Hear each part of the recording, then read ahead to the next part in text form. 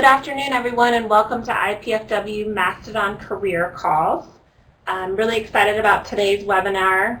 We are talking about career changers, skills it'll take to change a career, skills that you'll be taking from one job and applying to another one. And I think we have a great presenter today.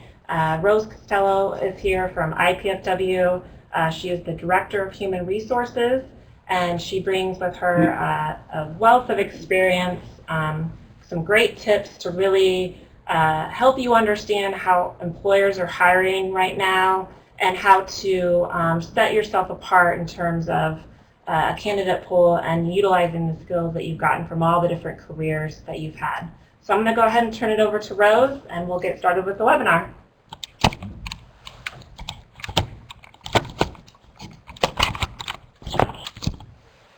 Okay, welcome to the Mastodon Career Call webinar. Again, my name is Rose Costello. I'm the Director of Human Resources, and I'm very glad to be here to talk to you today. As we go through the presentation, if you have questions, please go ahead and type those in, and I will answer those as we move along. If you're attending this webinar, most likely you're considering changing your career. Now, an overview of our workshop that we'll be discussing today. We're going to talk about how do you discover today's fastest growing careers? How do you create a compelling resume? And how do you market yourself effectively? Also, how do you identify valuable resources to help with that transition? We'll start by talking about fastest growing careers. Now, researching new careers begins first by discovering about yourself. What do you like and what do you dislike? Where do your interests lie? What do you like doing at work? What do you like doing about past jobs? And what do you like doing in your spare time? There are many resources available to you to help you on this discovery. Once you've identified what you're interested in and what you like about particular careers, the next question is, what are some viable careers for you to consider? What are the fastest growing careers? Or what are new careers out there? And where do you look to find them?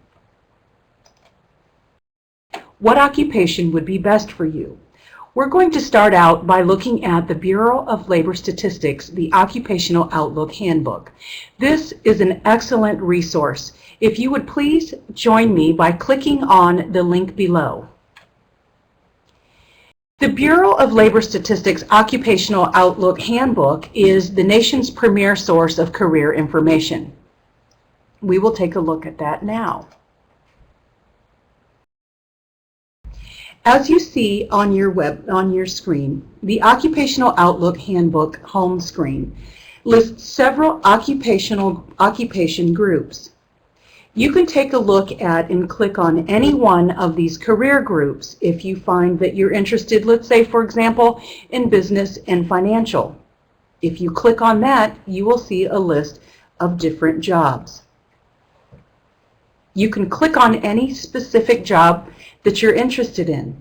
Right now, it will give you a job summary, the minimum education level required, as well as the median pay. Let's say, for example, you are interested in looking at the fastest growing careers. And I think that that's an important place to start. If you've identified your interests and you know what your likes and dislikes are, and you've utilized all of the resources available to you at Career Services, let's take a look at the fastest growing careers. Is there a way that you can line the two factors up? If you are interested, let's say, in becoming what would be a good one? Many of these are good. Let's say a physical therapist assistant. Let's say this particular career lines up very well with your interests. You can see that there's a projected increase in jobs by 46%. And that's between the years of 2020 to 2010 to 2020. The median pay for a physical therapist assistant is about $49,690 per year. You can go through this list. Marriage and family therapist. You can click on that and it will tell you, give you more detail about the type of work environment, how to become a marriage and family therapist, the pay, the outlook, similar occupations, and then it also gives you additional resources to take a look at. This is a very valuable resource for you to take a look at.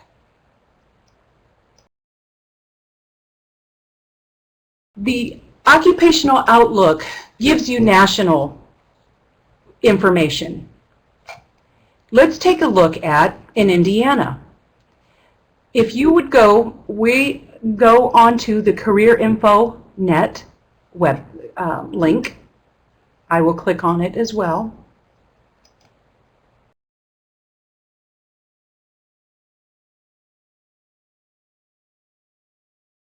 We will look at information in Indiana.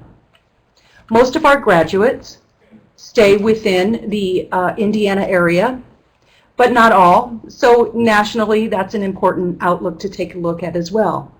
If you look at in Indiana, and this is according to Career One Stop, if you look at the fastest growing occupations within Indiana, you'll see the list, the first top 25. Home health aide, athletic trainers, which is good news for any athletic trainer out there. Personal care, skin care specialist, occupational therapy, the list goes on and on. Dental assistants, it will also list. Now the years are different in Indiana compared to the national outlook that we just looked at. These jobs are projected to grow between 2008 to 2018. So it may not completely line up between Indiana and national, and that's because the time frame is a little different. So, another option for you to take a look at is the Hoosier Hot 50 jobs. If you will click on that, we'll go through there as well. This website is through the Department of Workforce Development. This lists the top 50, as well as the education and the salary. So as you can see, there are many resources available to help guide you in your decision choice. Right at your fingertips. Now let's talk about networking. Networking is actually the most successful way to get a job. I'm sure many of you heard, it's not what you know, but it's who you know and who knows you. And actually that does ring true. That's not all, that is not the only way you get your job, but that is a major contributor. As you are looking for your new career, tell everyone you know that you're looking for a job. Ask them to keep their ears and eyes open. Oftentimes, people will look for you. Networking and social clubs, it's very, very important to take advantage of any opportunity to network and to meet people, especially people that are in the career that you're looking to enter. Tap all the resources that are available to you, and again, there are many. Get involved in professional associations in the career that you're interested in. Participate in listservs. Volunteering. Volunteering is a good step to take. Volunteering can include on your own. It could also be part of an internship or an externship if you're a current student. Youth Leaders of Northeast Indiana is an excellent organization or association to take part in. Also, websites, our IPFW Career Services Job Zone. That will list openings, and I tell you, that's a great resource for you. And Indeed.com, that's another resource for you to take a look at. The Chamber of Commerce here locally has many resources on their website. Specifically, you'll see Finding a Job in the Area tab. If you click on that, that will give you a list of positions that are open within our area. Writing a letter of inquiry. You'll see page numbers referenced here throughout the PowerPoint, and that is referring to the handbook that you can find on Career Services webpage if you would like additional information. A letter of inquiry is a great opportunity for you to send your resume and your information to employers that may or may not have an opening. And like it says here, you never know who may see your resume. Information interviews. Those are an effective way to be connected and to connect with people that are already in the career that you're interested in. It's a great way for you to informally get to know someone in that particular field. It's also a good way for you to find out how they got into that position, how they got into their field. Oftentimes, we have graduates from IPFW that may call IPFW Human Resources and want to speak to someone in their career choice. That's something that most of the time people in the field, professionals, enjoy doing. So I wouldn't hesitate to set up informational interviews. It's an opportunity to network. Don't confuse it as a job interview. This is a non-threatening way to find information. It's also a great way to add them to your network list. Now, as you begin your job search, it's important to understand how employers hire. It's important first by how do employers recruit. There are many ways, and a lot of it depends on the size of the employer. You may have a small employer, and you may also have a very large organization. The recruitment process is the first start. That happens through job fairs, through word of mouth, through internal postings, through advertisements in the newspaper, and oftentimes internet job postings. Sometimes you will find that many employers, that is the only way they advertise, because internet postings are very cost effective. And so the next step is screening. At IPFW, for most of the jobs, and a lot of it depends on the type of jobs that we are advertising for, we get anywhere from 60 to 200 applicants for each position. And so the first step then is to narrow the pool of applicants. And how do you do that? The employer is going to look at each applicant and look at, do they meet the minimum qualifications? If applicants do not meet the minimum qualifications, oftentimes they're not going to be advanced to the next step. Of the applicants that meet the minimum qualifications for the vacant position, we're going to take a look at, do they possess the desired qualifications? Do they have the desired but not the preferred? Do the candidates have the preferred qualifications? Oftentimes then they're ranked according to the percentage of match between the qualifications that we're looking for and the skills and knowledge and qualifications that the applicants possess. Once the pool of applicants has been narrowed, the next question is, or the next step is, who are we going to bring in to interview? Oftentimes employers will do a phone interview. A phone interview, the objective there is to determine, is the candidate still interested in the position? Oftentimes it's to discuss and inform the applicant of the salary and the hours. And it might be a general get to know each other conversation. From there, from phone interviews, then we determine who we'll bring in for an actual interview. And again, it varies based on the size of the employer. Sometimes it's one person. If it's a smaller employer, one person who's handling the recruitment, the screening, the selection, and also the ultimate hiring decision. Sometimes for a larger employer, you may have different people, different teams of people handling each function, each step of the selection process.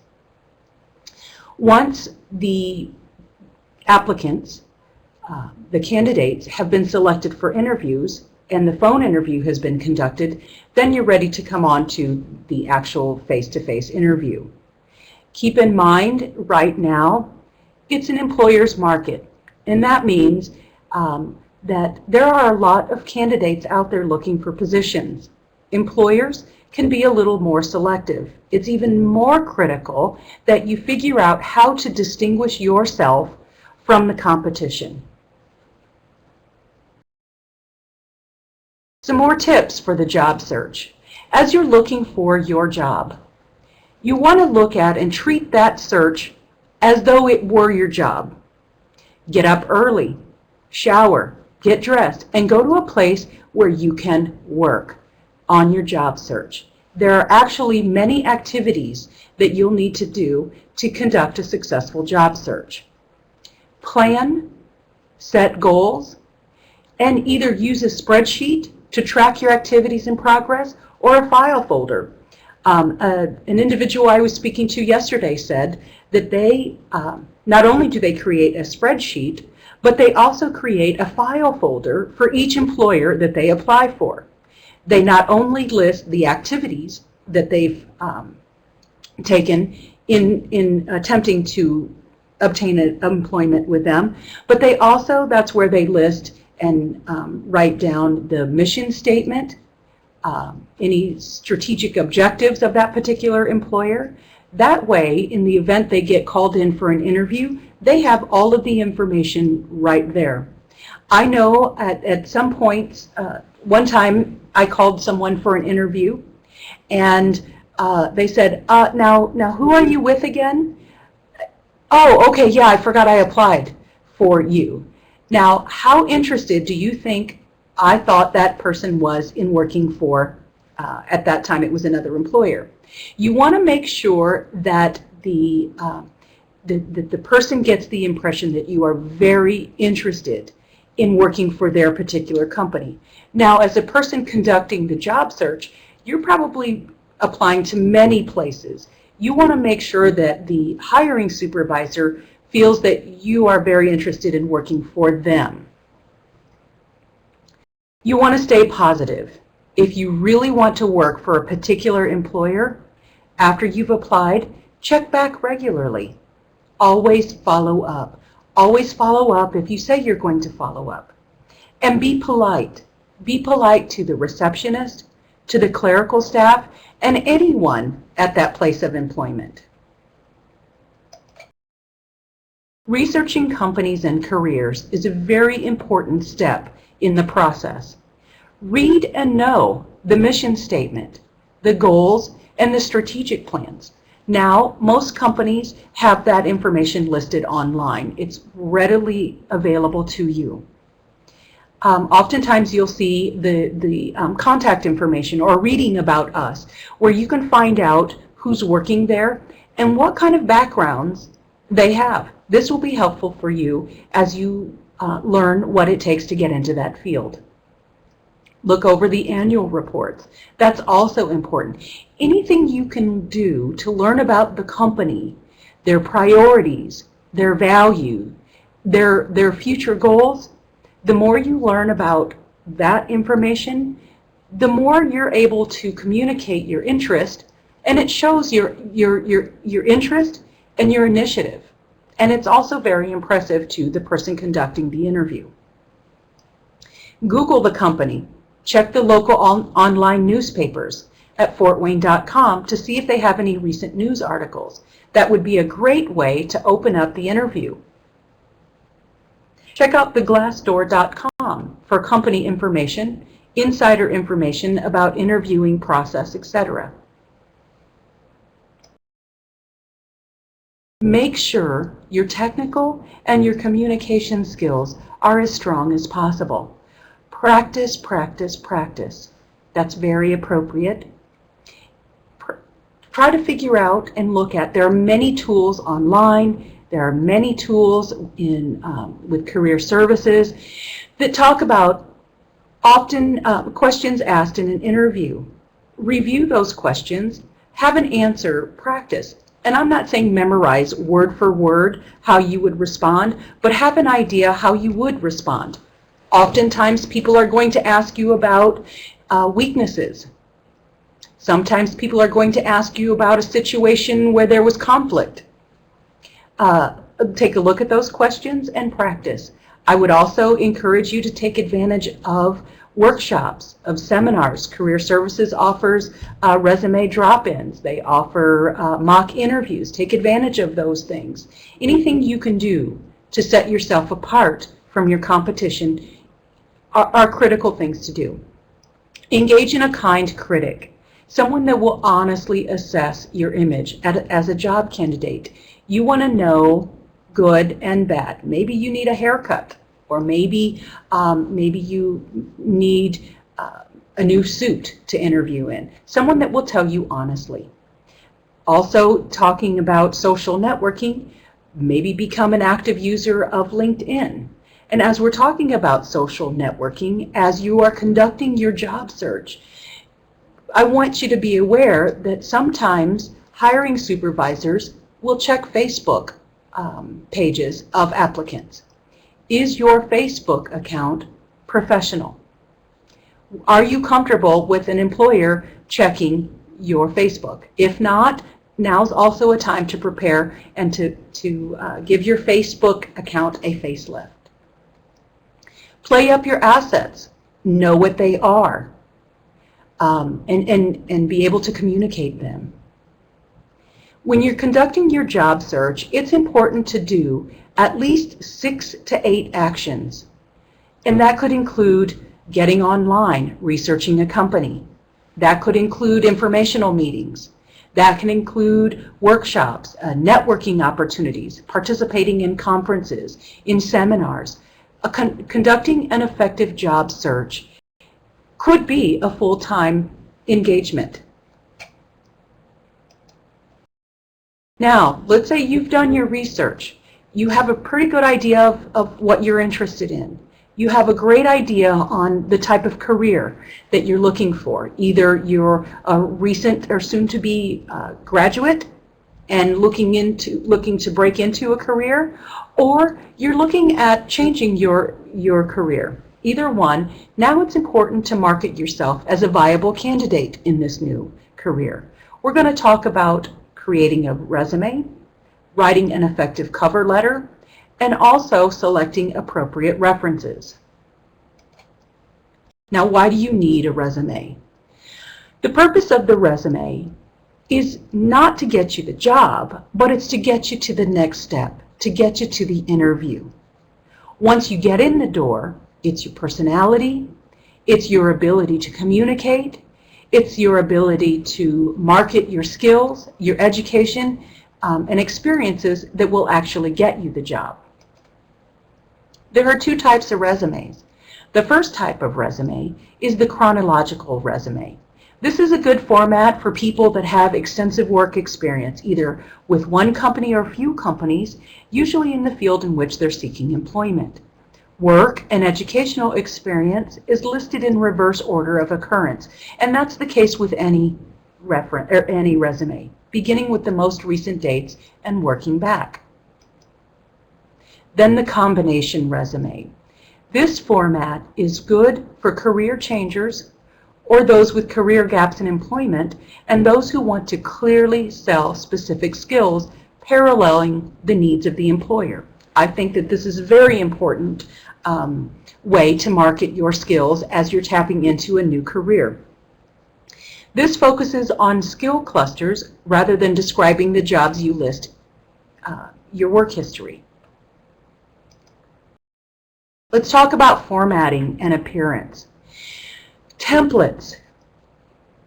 There are common templates out there on various online, and they're easy to spot. They may work for you, they may not. I would use templates as guidelines.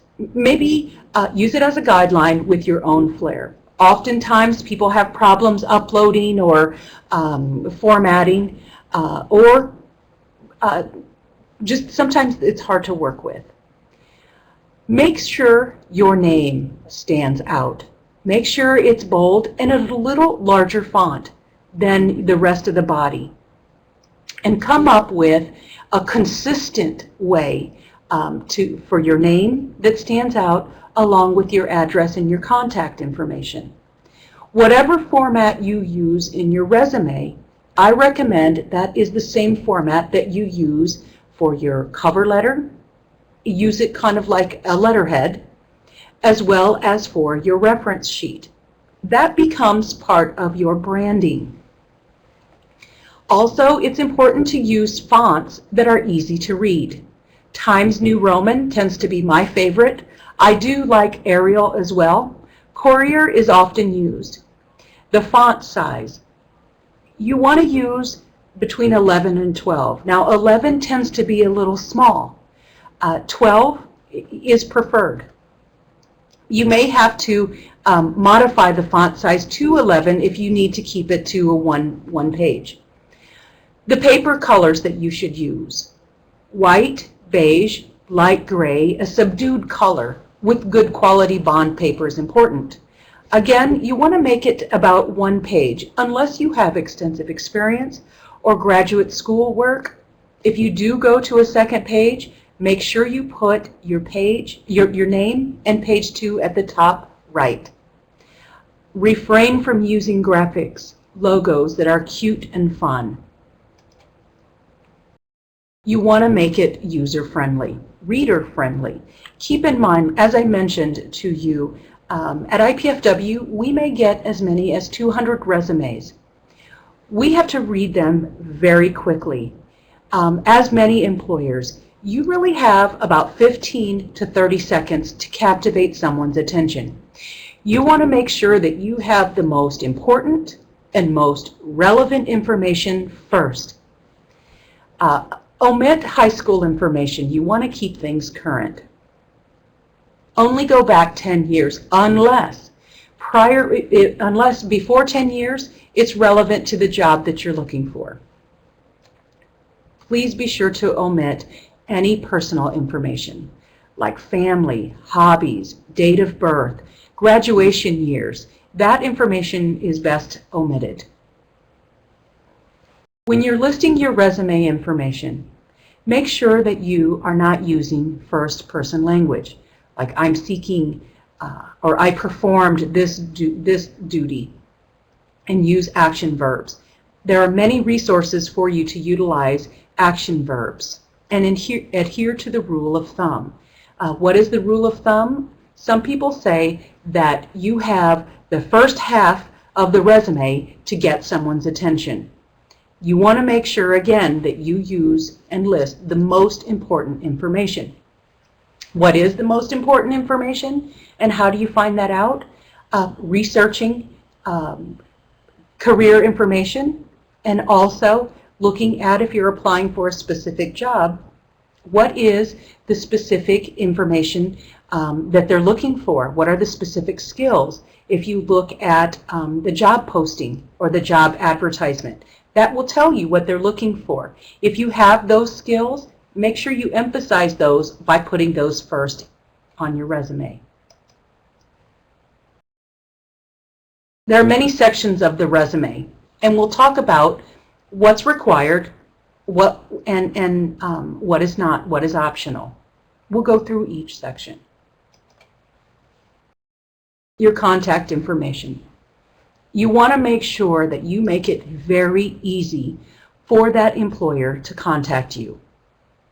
You want to list your permanent address. Sometimes people are relocating.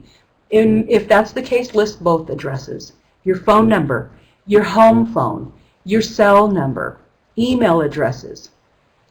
Here's one way. And here's another. I like this way on the bottom because this tends to look like a letterhead.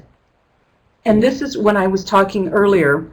Let's say Chris Smith uses this. If you copy and paste this and possibly a nice line, something that is appealing, aesthetically appealing, you can list this on your resume, on your reference sheet, as well as on a cover letter. The objective. The objective is optional. You want to avoid vague statements. You want to be specific. I encourage you to tailor your objective to every position or employer that you are applying for. Sometimes I will see a resume from someone who is applying for, let's say, an accounting position, but their objective says, I'm looking for a teaching opportunity. To me, that shows lack of attention to detail. And maybe they really want to be a teacher, but happen to see this opening. You do not want the hiring supervisor to think that about you. Keep it employer focused, and again, no first-person language. Here's a sample special education position with Fort Wayne Community Schools. That would be good if you're looking for a special education position. Summary of qualifications. This could be a great way to highlight the skills that you have that meet the expectations or the qualification requirements of a particular vacant position. This describes your qualifications, and this allows you to highlight them. This is in the first part of the resume, and so it also then gives you the opportunity to showcase your qualifications very quickly. These you want to tailor to the job description. The more you tailor your resume to the specific job description, the more you're going to look like a viable candidate, and the more you increase your chances of getting the job interview. Education. You want to list your college and your universities beginning with the most recent first. Name the institution, including the city and state. For example, Indiana University, Fort Wayne, Indiana. List your degree and or the date that you anticipate getting your degree. If your GPA is 3 or better, list that. If it's been more than 5 years since you graduated, you can delete the date. An example below shows the format. If you've gone to more than one university and you want to list both of them, make sure your format is consistent.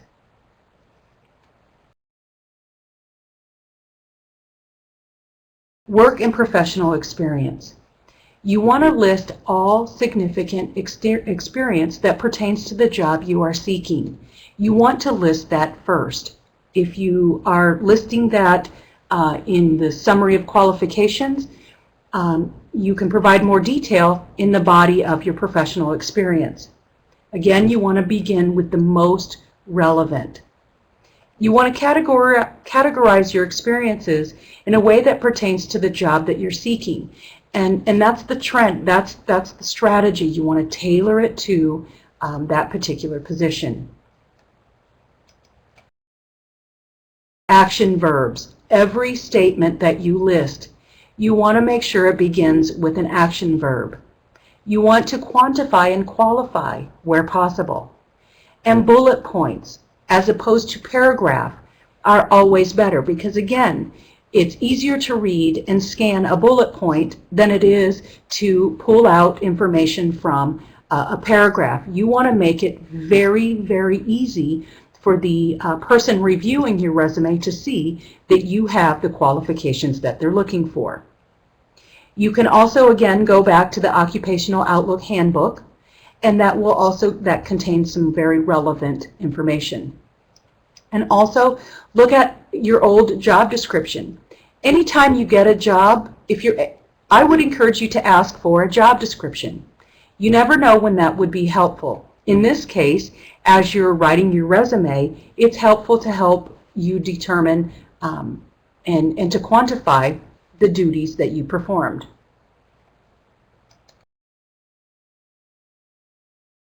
Here's a sample of work experience.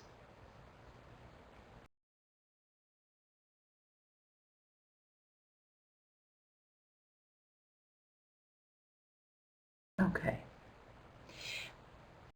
it's important to make sure that you maintain a consistent format.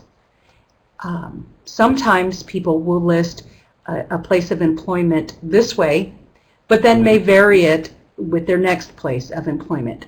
As you update your resume, make sure that it's consistent. Now we're going to talk about transferable skills.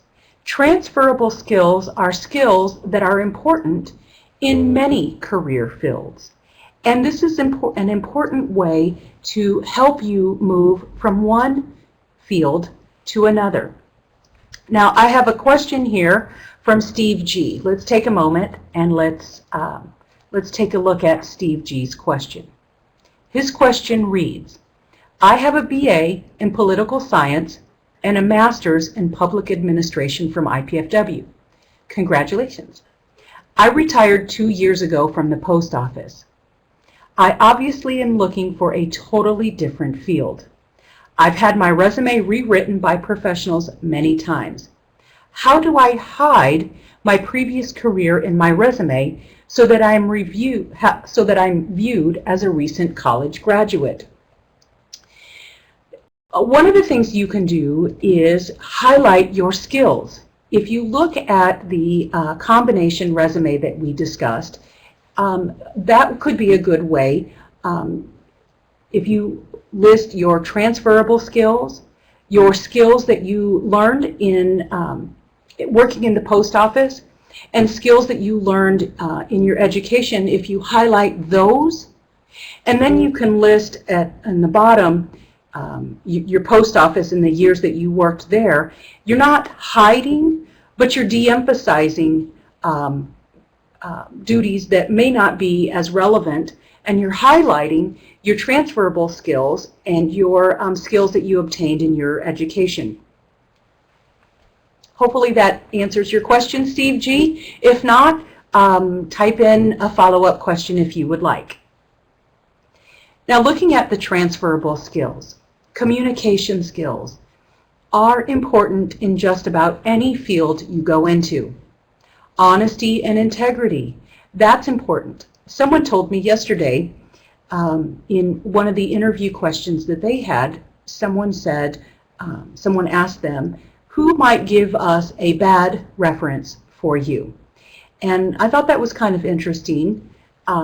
This was a position for a law enforcement, not with IPFW, with another place. But honesty and integrity is important in any field. The ability to work with teams, that is more and more important. A strong work ethic, analytical skills, flexibility and adaptability, interpersonal skills, motivation and initiative. Again, these are all important skills. Computer skills. Everything is online. A lot of things are becoming more and more automated. Computer skills are very important. Attention to detail. Organizational skills. Leadership skills and self-confidence are all important skills. What employers look for in a good candidate? Those are those transferable skills. Now, skill clusters in a combination resume, this might be something that would be helpful for you, Steve, is as you look at the skills, the transferable skills that you gained working at the post office that may be in line with skills that are necessary in your new career that you're looking for. Some examples would be customer service skills, or communication skills, or management skills. And then within each skill cluster, you can list the relevant job duties. Are there job duties in your current position that are relevant? You don't have to mention which job it applies to. So that's a way to de-emphasize your previous employer.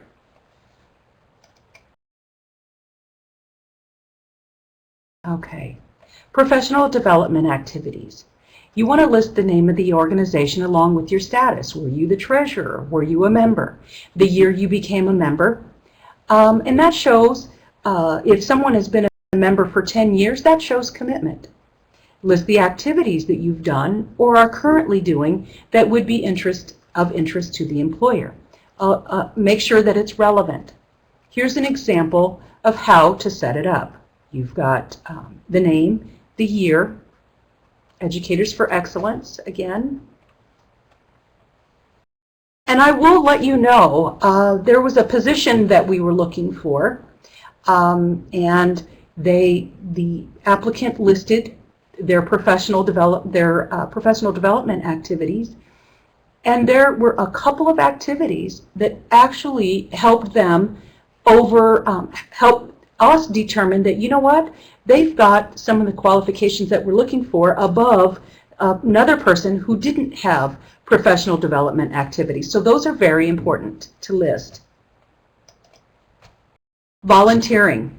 In looking at your past experience as a volunteer, did you work in or volunteer in a hospital, in a nonprofit?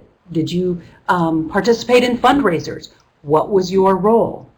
Or in looking at future opportunities, can you volunteer in your area of interest? One, this is a way for you to determine, do you really like this field?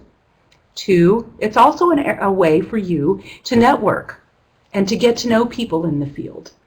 Sometimes places of employers hire their volunteers.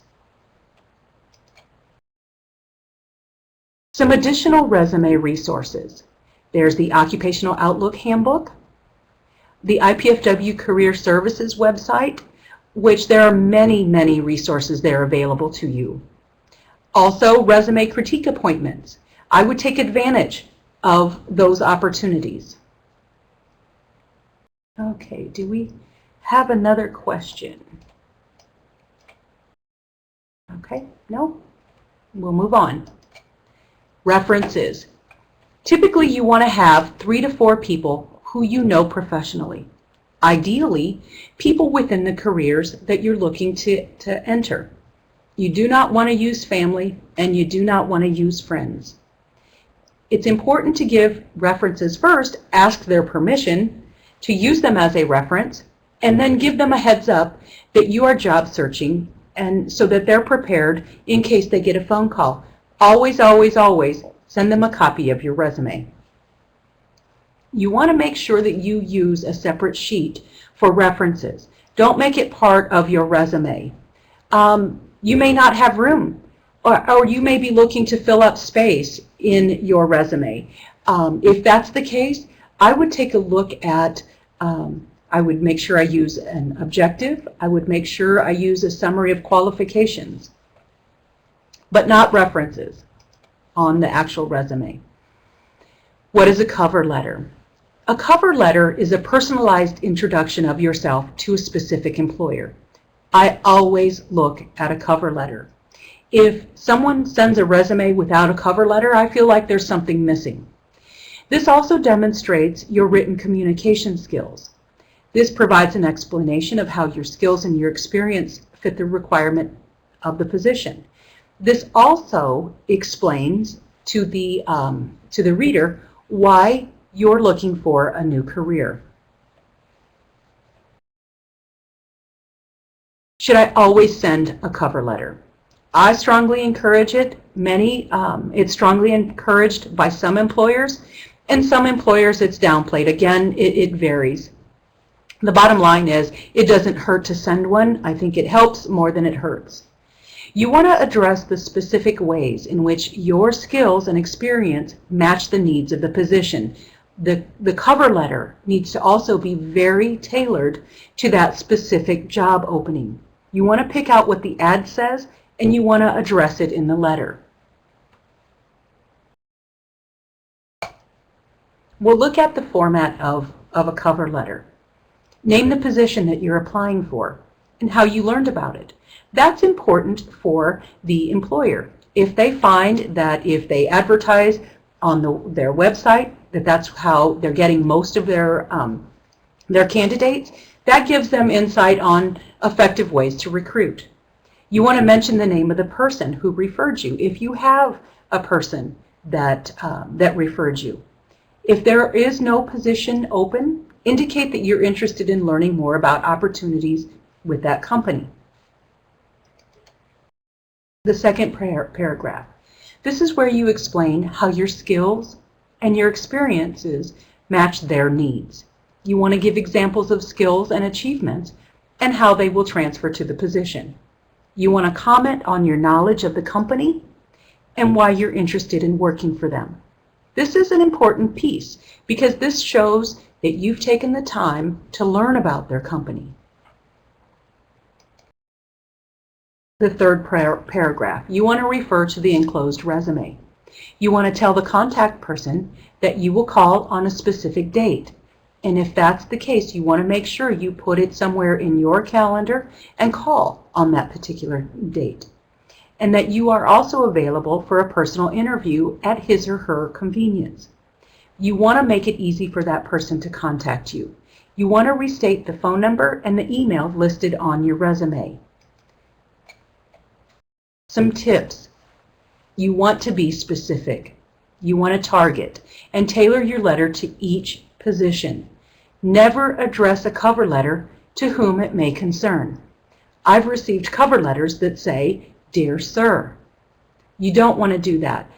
You want to find out the person, their name, and you want to make sure that you address it or spell their name correctly. Do your research and address the letter to a specific person. Spell the names correctly. Again, that is so important. Have someone read through it. Draft a letter. Have someone read through your draft letter to make sure that it's concise and error-free. Follow up as specified in the letter. For an example of an email cover letter, refer to your career guide that can be found on Career Services website. Once you get the interview, it's important that you dress professionally. And sometimes there's a question of, okay, maybe the dress for current employers is casual. If you're not sure, you want to dress one step up. You want to make sure that you just take a few things. Oftentimes, I recommend, if possible, you leave, for people that carry a purse, leave it in the car. Just bring your keys. Bring a portfolio. Make sure you bring a hard copy of your resume, of your cover letter, of references. Make sure you've taken an opportunity to review that organization's mission statement, any local news about them, any information that will help you demonstrate that you've taken the time to learn about their company and that you're very interested in working with them. After the interview, you want to make sure that within a couple of days, and actually that day is even better, to send a handwritten thank you card.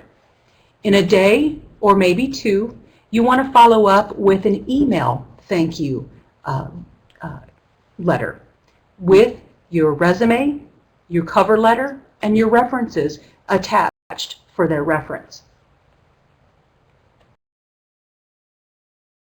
Any additional questions? If you have them, please go ahead and type them in now.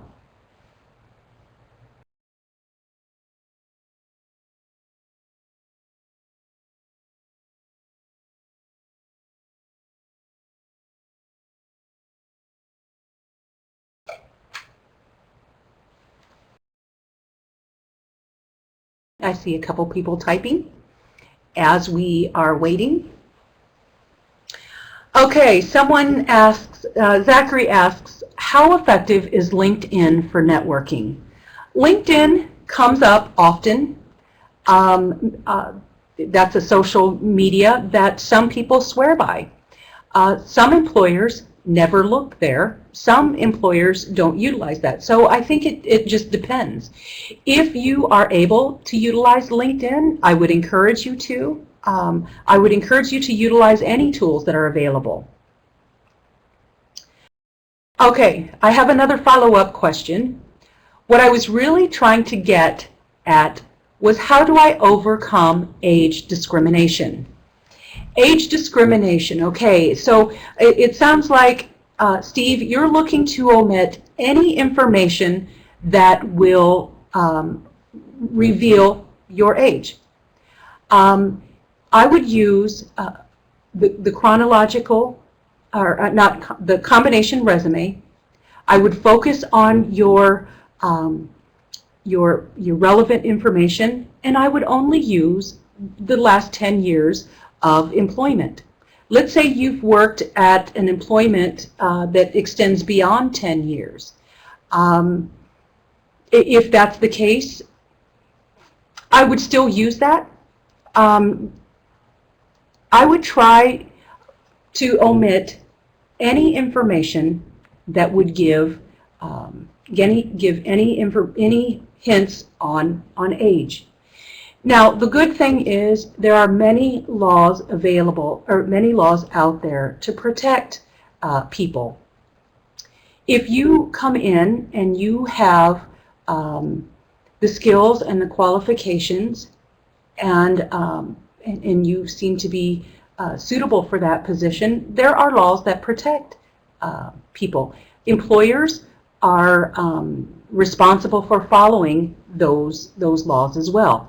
If you apply and you feel like you have been discriminated, there are resources available to you. Remember, too, that you can remove any dates of graduation dates beyond 5 years. I hope that that helps. Let's see if there are any additional questions.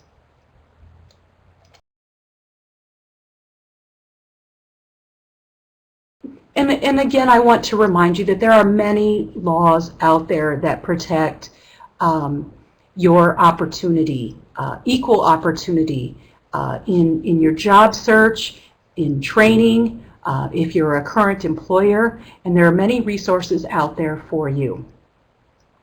Any additional questions?